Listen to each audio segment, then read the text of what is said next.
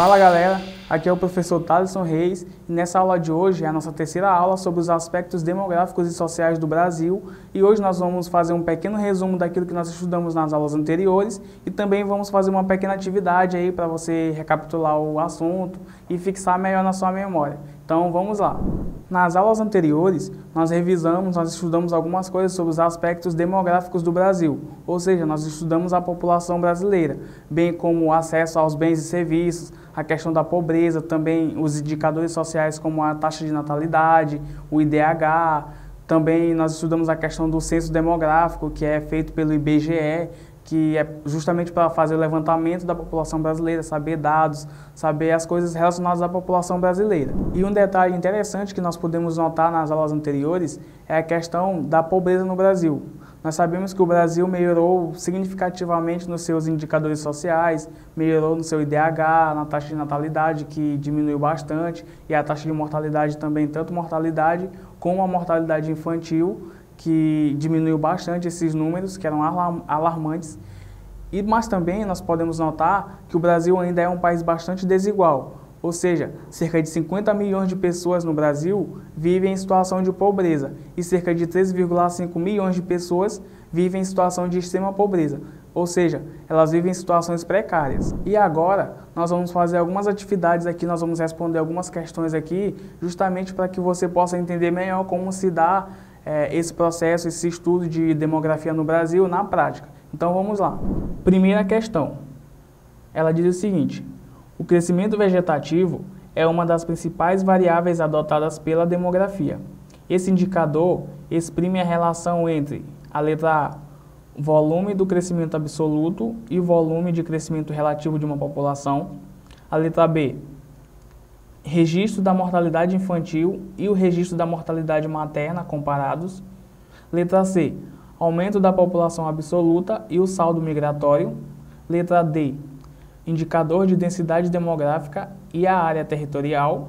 E a letra E, número de nascidos e o de mortes de uma população. Bem, a resposta correta para essa questão é a alternativa E, que ela vai dizer o seguinte: o crescimento vegetativo, também chamado de crescimento natural, busca avaliar o aumento de uma população. Assim, ele é o resultado da diferença entre a taxa de natalidade e a taxa de mortalidade de uma população.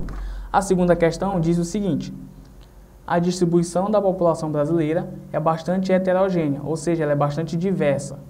Com base na identificação dos conceitos demográficos, indica a região mais populosa e mais povoada do Brasil. Aí tem as alternativas, a letra A, Sul, letra B, Norte, letra C, Sudeste, letra D, Nordeste e letra E, Centro-Oeste. A resposta correta para essa questão é a alternativa C, que ela vai dizer o seguinte: a região sudeste do Brasil, ela concentra boa parte da população do país, uma vez que apresentam os maiores valores da população absoluta e relativa do Brasil, logo, ela vai ser a região mais populosa e mais povoada de todo o território brasileiro. Terceira questão. Assinale a alternativa abaixo que apresenta uma característica demográfica brasileira no presente século. A letra A diz o seguinte: diminuição da taxa de natalidade. A letra B, retração da expectativa de vida. Letra C, aumento da mortalidade infantil. Letra D, crescimento vegetativo negativo. E letra E, elevação do êxodo da zona rural. A resposta correta para essa questão é a alternativa A. Isso porque o momento atual da população brasileira ele é marcado pela diminuição das taxas de natalidade da população brasileira, como nós podemos ver também lá na pirâmide etária brasileira, que demonstrava essa questão da diminuição da taxa de natalidade, e continua dizendo: as mudanças nas dinâmicas econômicas e sociais do Brasil contribuem diretamente para essa retração da fecundidade entre as mulheres do país.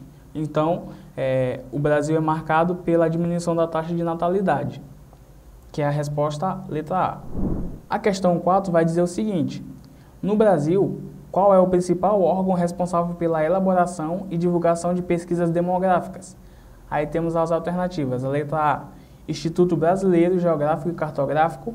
Letra B, Instituto Nacional de Pesquisas Espaciais. Letra C, Instituto Brasileiro de Geografia e Estatística.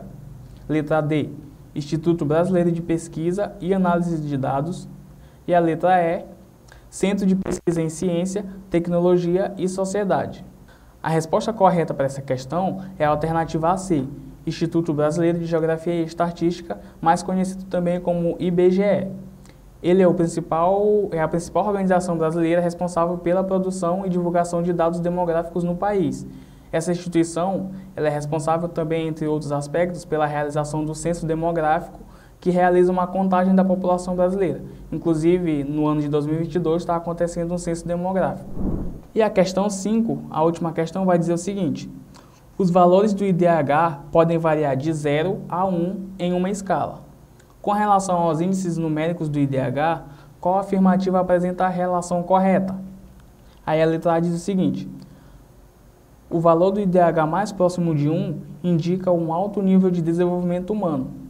A letra B, o IDH no valor de 0,8 é considerado um padrão muito baixo para o cenário mundial. A letra C, o valor de IDH acima de 0,9 é impossível de ser alcançado pelos países do globo. Letra D, o índice mais próximo de 0,1 indica um IDH adequado para o desenvolvimento.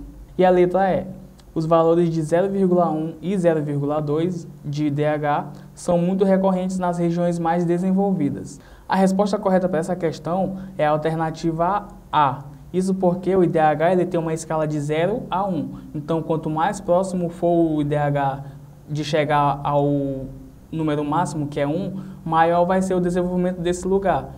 E, inclusive, alguns países desenvolvidos, como os países europeus, são os principais países que chegam mais próximo desse IDH do valor absoluto. Mas não temos nenhum país que chegou a esse IDH absoluto, que é o valor 1. Então, galera, essa foi a nossa última aula sobre os aspectos demográficos e sociais do Brasil. E eu espero que você tenha gostado. Então, deixe seu like, se inscreva no canal e também ative o sininho das notificações. Até a próxima aula!